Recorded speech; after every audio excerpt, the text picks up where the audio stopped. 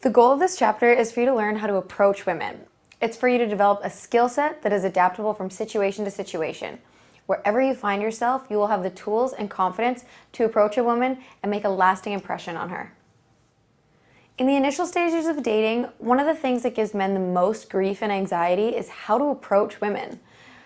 This is an extremely normal reason to feel nervous because the last thing that anyone wants is to be rejected. With that being said, you will soon be required to understand that the fear of rejection is worse than rejection itself. Dating is like playing baseball. You need to strike out a few times in order to hit a home run. You want to up your batting average, so that means that the more swings you take, the more chances you have to hit the ball. And in dating, the more approaches you do, the more chances you have to find yourself a girlfriend. When you picture yourself approaching a woman, do you see it happening in the day, in a park, on the street, in a coffee shop, at the mall, or at a restaurant? Do you picture it taking place in a dark, music-filled, sweaty nightclub?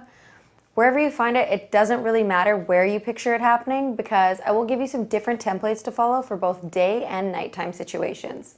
There's a lot of material out there that privileges night game over day game and vice versa. In this program, I won't privilege one over the other because I want to give you as many tools to make every situation an opportunity for you to meet your next girlfriend. So with that said, I have 4 types of approaches for you, 3 of which take place during the day, and one of them is how to approach women at night. So here are 4 different approaches that we will cover in detail with examples. The first one is the direction approach. Number 2 is the compliment. Number 3 is the observation. And number 4 is the nighttime approach. Just before we begin, let's get some things straight about attractive women. There are many misconceptions about attractive women that I think we should clear up that will give you more confidence to approach any woman that you want. So what are these misconceptions? The first would be that women want to be approached. One of the major complaints I hear from women is that they rarely get approached by men soberly in the daytime and that they want to be. If you can approach a woman with a genuine interest, that will get you so much further than approaching her with a cheesy, drunk pickup line. Single women want to be approached in a genuine way and they want to meet awesome, authentic guys. The second misconception is women are not evil villains. Women do not take pride in turning men down. Women only get annoyed when the approach is sleazy and if she is chastised or called a slut for declining a man's advances. Nothing about that situation makes a woman feel good. The type of women that you are being primed to meet through this program are not the type of women whose sole goal is to manipulate men. This is for you to understand women better and figure out the type of women that are worth dating and getting to know and possibly entering into a serious relationship with. The third thing is that not all women are superficial. Like some women are, yes, but most of the time they're not. Most women want to be treated well and respected as opposed to being with some guy that looks like he came out of a magazine. Looks only go so far with women. So the most common characteristic on a woman's checklist for a man is a sense of humor, which has nothing to do with what you look like or how much money you make. Women care about how you make them feel. And if you have a decent personality and a sense of humor, you'll make her feel good about herself, which will make her to want to spend more time with you. The fourth thing is that attractive women want to be with a good man. Women want to be in healthy relationships. They want to be with good men, men who they can trust, and men who trust them. If you find yourself going after women that thrive off of drama, then perhaps you're going after the wrong type of girl. But generally speaking, nobody goes into a relationship wanting to be treated poorly. Girls don't go into a date thinking, oh, I hope this guy no-shows on our first date, or I hope this guy treats me like shit. No, I think that both men and women want to be with someone that respects their time and effort. This point kind of harkens back to our previous point in that women aren't all superficial when it comes to love. They just want to be treated well, as do men. Now that we know women want to be approached, it's time to get a hold of your fear of rejection and stop finding reasons why a girl will reject you and start paying attention to some ways to deal with rejection and bounce back even quicker. So I thought we should cover some ways to deal with approach anxiety. So if you remember in chapter 1 when we talked about the screw it attitude, this is where that attitude applies. One of the most common fears amongst people is a fear of being rejected, and that fear is even more terrifying when it comes to love. So in order to help you get comfortable at approaching women, let's look at some ways to overcome your approach anxiety. I should mention that this is all setting you up for dealing with rejection in the approach phase. This is not methods for dealing with rejection as in from a long-term breakup. That would be in a different program. The first step is to look at the situation and ask yourself, why do I care so much about what that stranger thinks about me? And chances are that that person's opinion of you does not affect your life in any way, which is why you shouldn't give it a second thought. Seriously, what do you have to lose by approaching a woman? Absolutely nothing. On the plus side, you have everything to gain. Sometimes when you're approaching women, you'll have dead ends. Just remember that these dead ends are getting you that much closer to the right girl. And chances are you'll learn a lot about yourself in the process. So just remember that every situation is an opportunity to learn something about yourself, what you want, what you don't want, and even if that learning curve is just a chance to be more confident in knowing those things that work and don't work for you. Learning to let go of fear and rejection is key for you in this chapter. So here are a few ways to help you deal with rejection. And the first is, know that this feeling is temporary. The discomfort of rejection can go just as quick as it came if you don't let it control you. If you're really serious about finding a girlfriend, then resilience is key.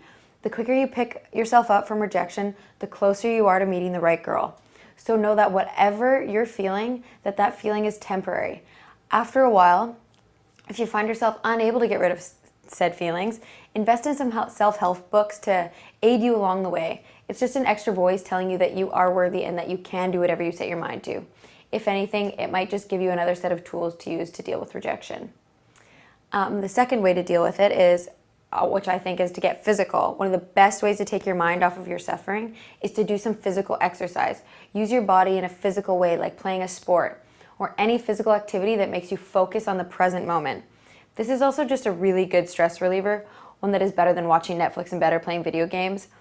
Lao Tzu famously said words to the effect that if you're living in the past, you're depressed. If you're living in the future, you're anxious. But if you're at peace, you are living in the present. So remember that one of the best ways to heal from rejection is to A, know that it's temporary, and B, to live in the moment. Don't be upset or angry thinking about what you could have done better. Use what you have learned and apply it to your future encounters. The third thing to do, I would say, is to meet new people. One person's dislike of you doesn't affect everyone's opinion, so if you're not meeting the right women, change your location and meet some new people. Also, if you go out with the same group of friends to meet women all the time, and only one of your friends always gets female attention, then start going out with different people where you play a different role in the friend group. When you've been friends with people for so long, we often fall into a certain role for different people, and if you're constantly playing wingman, then you need to switch it up and get front and center. And the fourth thing, which I've already mentioned, is that know that the fear of rejection is worse than rejection itself.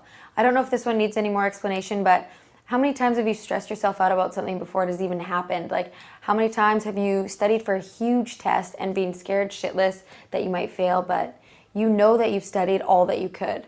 How many times have you gone into a job interview and thought of every possible thing that could go wrong, right up until you get through the door? And how many times have you gotten through that test and thought to yourself, okay, that wasn't so bad?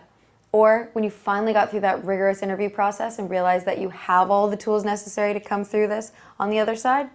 The fear of things is often worse than the reality of them. Give yourself some more credit for how strong and resilient you can be when push comes to shove. So always try to remember that the fear of rejection is worse than rejection itself. And number 5, which is the last one, is that rejection isn't a reflection of you or your value as a man. If a girl rejects you, she is rejecting the approach, not you, because she doesn't even know you. So don't take it personally. This is one of the most important things that you can learn from this experience, is that rejection is not a reflection of you or your value as a man. Whenever you're feeling nervous, ask yourself, what do I have to lose by doing this? And your answer should be nothing. You only have the potential to gain here. And accept that rejection happens to everyone. People just aren't that forthcoming with their experiences of rejection. But it happens to everyone in many different forms. So the next thing I want you to do in preparation to approach women is to start out by changing your expectations. You lower them a little bit. I don't mean that you shouldn't approach women that look they're out of your league or like a 10 or anything along those lines. But what I mean is that you should lower your expectations on the outcome. Don't go into your initial approaches with the idea that you'll get a girl's phone number or a commitment to a date or that you're gonna instantly get her to sleep with you. No, what you want to do is get comfortable just striking up a conversation with a woman for the time being. Simplifying your expectations will allow you to gain confidence by building off your small successes. It's unrealistic to think that you will become a master at approaches after your first one. To be good at approaching women, like anything else in life, you need to practice. And so you don't get discouraged, start slow. Start by striking up a conversation with anyone that you encounter, even if you aren't attracted to them. For example, when you're out in the daytime, on your way to work, do you ever strike up conversation with the person behind you in a coffee shop, or do you ever joke about the weather? Even if the comment is kind of mundane, you just need to start somewhere. As you get going and gain more momentum and confidence in talking to strangers, you'll start to develop more of a sense of humor and a persona for when you approach people that you don't know. This is a very important foundation to build. In order to become a confident conversationalist with women, you must first learn how to converse with people in general. This will also give you anecdotes to share in the future when you're striking up conversation with women that you potentially want to date. So some example talking points with strangers. The weather is an easy one. Make an observation about anything. It could be about the surroundings, someone in the area, but just make sure that it's not negative. It could look something like this, like, whoa, do you see that guy by the window with those cool glasses? They look like they belong in a museum, or like just something that's positive and not ragging on other people. Ask someone a question. If you're at a coffee shop, you could ask, have you been here before? What's good to eat here? Ask someone's opinion of your outfit. Ask if you look professional for your first day at your new bank job. There's so many possible talking points. You just need to become aware of your surroundings and take advantage of every opportunity. There's so many things to talk to strangers about, even if you just offer them a smile and a, hey, how's it going? Something as simple as that is a really good place to start. So now I understand that this may vary for certain cultures, and because I am Canadian, this is a common practice. So if this would be unheard of in your culture, then adapt what I'm saying to try and meet your cultural practices. And then, okay, so now that you have all of the tools to get your mind in the game, it's time for one last piece of advice and then onto our 4 different types of approaches. One of the things that I cannot stress enough is that practice makes perfect. Malcolm Gladwell, in his book The Outliers, suggests that in order to become a master of something, you must put in 10,000 hours of practice. So if you do anything for 10,000 hours, you will master it.